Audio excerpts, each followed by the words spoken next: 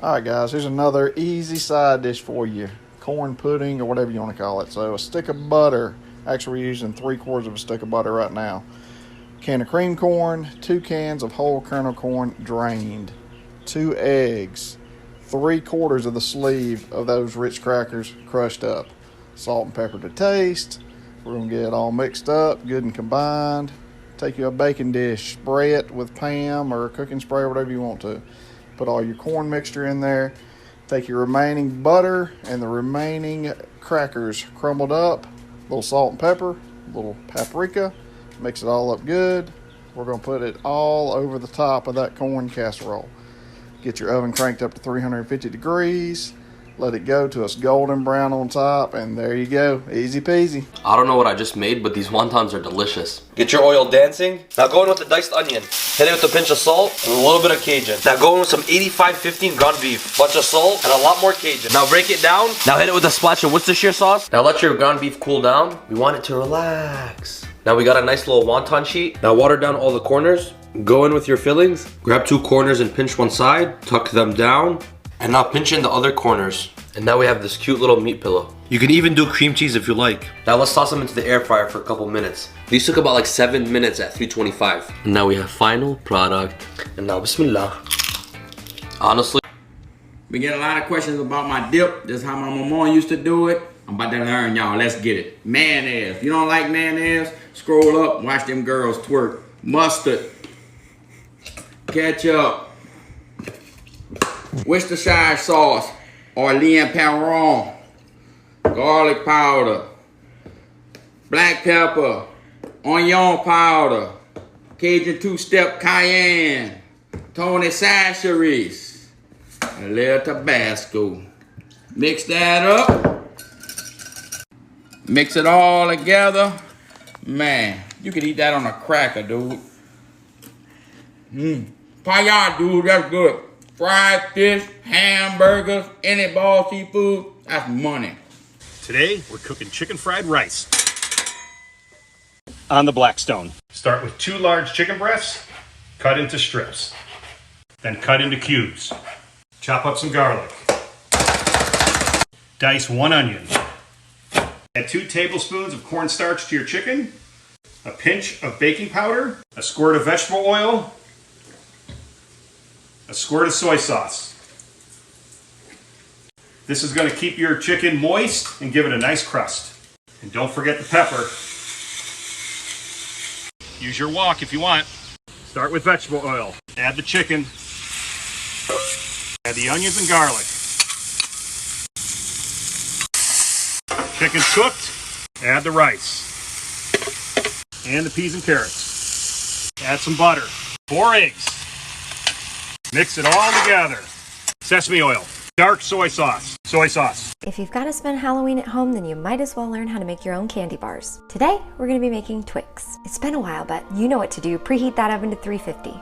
Line an 8x8 inch square pan with parchment so that it overhangs on all sides. Do this neatly. To make the shortbread, start by melting 1/2 cup or 1 stick of unsalted butter. Now grab a bowl and add in 1/2 cup of powdered sugar and 1 1/4 cups of all-purpose flour spooned and leveled.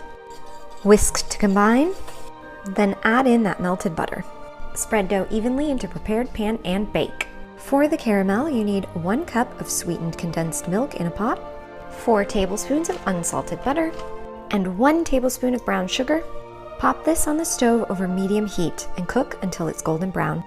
This will take at least 10 minutes. Be patient.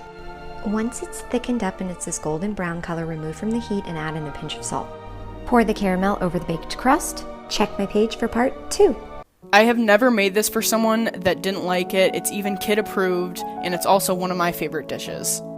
This was a giant head of cauliflower. Normally I use 1 whole one, but this one was so big I ended up only using half. You're just going to want to break up the cauliflower head into very tiny florets like this, and I throw it on a lined baking sheet with parchment paper for easy cleanup. Roast your cauliflower for about 20 minutes and get your sauce going. This is a cup of heavy cream, a little bit of cream cheese, cheddar cheese, and mozzarella. And y'all seem to really enjoy simple seasonings, so I'm just going to go in with a little bit of salt and pepper. Give that a good mix and melt everything together. Then throw the cauliflower and the cheese sauce in a large casserole dish. You guys know I love my Pioneer Woman stuff. I like topping mine with a little bit of Parmesan cheese for a crust, and then it goes back in the oven for about 30 minutes. You guys already know, for more easy recipes like this, be sure to hit that follow button. Don't throw away your freezer burn shrimp and scallops. Let me show you what to do with it. Look at all that freezer burn. All right, y'all, we're halfway thawed out. I like them halfway thawed. It's about 2 pounds, so I can chop it up in real small pieces. All right, so we just want to dice our scallops super thin. We want to get it in really small pieces. Just get your scallops chopped in super small pieces. Just keep chopping. And that's what we're looking for. Same thing to the shrimp. Chop that shrimp up. 2 eggs. Boom. We need some breadcrumbs. Scallops. Shrimp. Breadcrumbs. 2 to 3 tablespoons of chopped celery. Same with the onion. Shallot. Sliced and diced shallot. Now it's time for the spicy Danos. Let's go. Pop it, baby. At least 6-7 good times. Mix it up real good. Mix it all together. Get you a little ball. Throw it in the flour. Mix it around. Let's go. Ball's going in. They're pretty damn. Okay, so this video is for Gordon Ramsay, so if you're not Gordon Ramsay, just keep scrolling. Anyways, hi Panini Head. I just wanted to let you know that some people are kind of saying low-key that, like, I'm a better chef than you, and, like, obviously, like, I know that that's, you know, true. So I just wanted to show you this recipe. The French have been making fancy meatloaf for a very long time. This is how you do it. To a buttery pan, go a bunch of shroomies, mix that around, then add your Madeira wine, cook until ausac, aka dry. Into a food processor go some chicken, egg whites, a spice blend. Just look at how beautiful that is. And some awesome porcini powder that the shroom lord, Dr. Gordon, hooked me up with. Stream in some heavy cream and puree until it looks like that. If I stop making videos for a couple days, it's just because I got salmonella. All good. Pop in some herbies and those shrooms to the chicken puree and slap them around a bit. Then transfer the mixture to a lined terrine mold. That's what this thing really is. It's called pate and terrine. The chicken is the pate, the terrine is the mold. Place the mold in the hot tub for about an hour. Be careful not to drop that sucker. Then we're just gonna weigh it down with some cans and pop it in the fridge for 24 hours. After un day, unleash that beauty and give her a slice. And that is a gorgeous mushroomy cross section. Serve this with some mustard, some pickles, cornichons are best, and a little bit of chutney or fruit. Something a little tart and sweet works best. When pizza and egg rolls collide, this is what you get. Paper down, pepperoni in, mozzarella cheese stick. Roll that thing nice and tight, you know what I'm saying? Give them a bubble bath, perfect golden brown. Brush with that garlic and herb butter and let that Parm and Romano reign. Plate it up, serve with your favorite marinara, and enjoy. Here's a quick and easy stuffed peppers recipe. Cut off the top of your peppers, run your knife along the inside, and then clean it out. For this recipe, I'm using 4 peppers. Next, you're going to oil and then season with salt and pepper, and then bake in the oven at 400 degrees for 8 minutes. Meanwhile, sear 1 pound of ground beef. Season with salt and pepper, break it up, and then let it sear for about 3 minutes. Once it has a good sear on the bottom, you can give it a mix, break it up a little more, and then add your favorite seasonings. I had a little bit of wine left over from the night before, so I'm gonna go ahead and deglaze this with some red wine. Once the wine's cooked off, I'm adding my favorite marinara sauce with a little bit of water.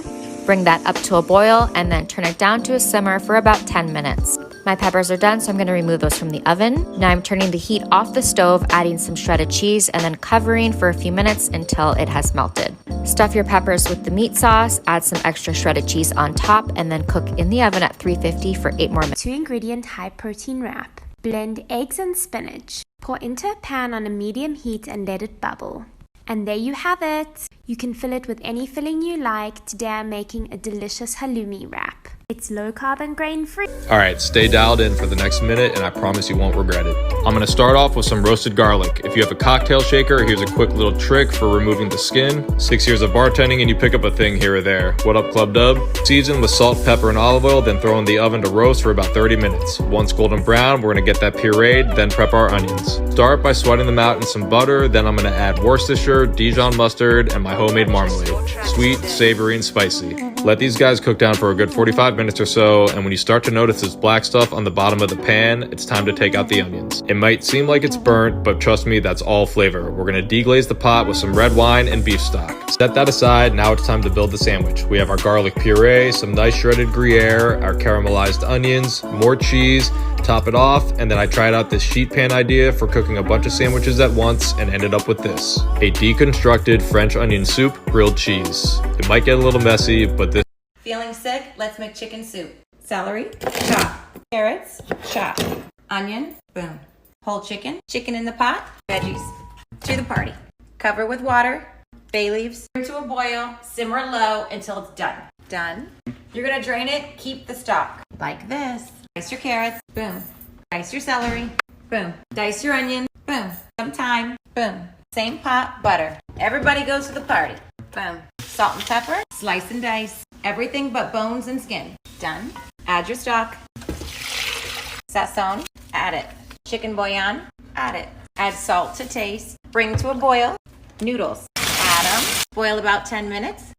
Ready for chicken. You can add the veggies too from the stock. Stir. Look at that. Woo. Let's make crispy pork belly. This is a whole pork belly. You can see right along the edge here that this is how you'd make bacon. First, I'll make 2 nice cuts right down the middle, then gently cut 1/4 inch slices down to the first layer of fat. Your cut should end right here. Rub equal parts brown sugar and equal parts salt all over everything but the skin. Give the skin a nice big sprinkle of salt and leave this uncovered in the fridge overnight. So now that this has been in the fridge for 24 hours, place a wire rack under it. And we'll place this in the oven at 500 degrees for about 50 minutes. Once your skin looks crispy, turn your oven to 250 for the rest of the cooking process. Now that's what we call a crispy pork belly.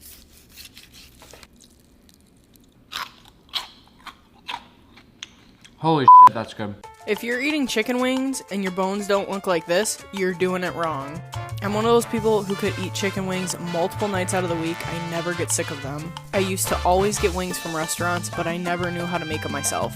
To make them super crispy, I add baking powder. I do a teaspoon per pound, and then I season them with a little bit of salt and pepper.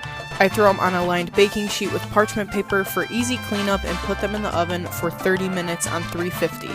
While that's in the oven, I get my sauce ready, which is just some butter, Frank's, apple cider vinegar, and garlic salt. It has got to be Lawry's. Lawry's has the best garlic salt. After 30 minutes, I flip them over and crank the heat up to broil, and they come out so crispy. You have got to let your chicken wings sit a couple minutes after you take them out of the oven. It keeps the skin super crispy. Then you coat them in your sauce. And you guys already know, for more easy recipes like this, be sure to hit that. I'm back with another cookie, and this week's cookie is inspired by The Office. In honor of Stanley Hudson's love of pretzels, we're making a cookie-stuffed soft pretzel. But on pretzel day, well, I like pretzel day. Combine water, yeast, honey, salt, butter, flour in a bowl and mix until it becomes a dough. Let the dough raise for about an hour in an oiled bowl until it's doubled in size. Divide it into 8 pieces and take one piece and roll it into a long rectangle. Take a few tablespoons of cookie dough and put it in the center of your pretzel dough. Fold in all edges and then pinch the seams until it's tight, and then shape your pretzel. This took me a while to figure out, but once you get the hang of it, it's not too hard. Fill a big bowl with warm water and baking soda and let each pretzel soak for 30 seconds. Put your pretzels on a baking sheet and brush them with beaten egg and plenty of salt. Trust me here, don't skimp on the salt. Bake them and you'll have a beautiful golden brown soft pretzel stuffed with cookie dough that Stanley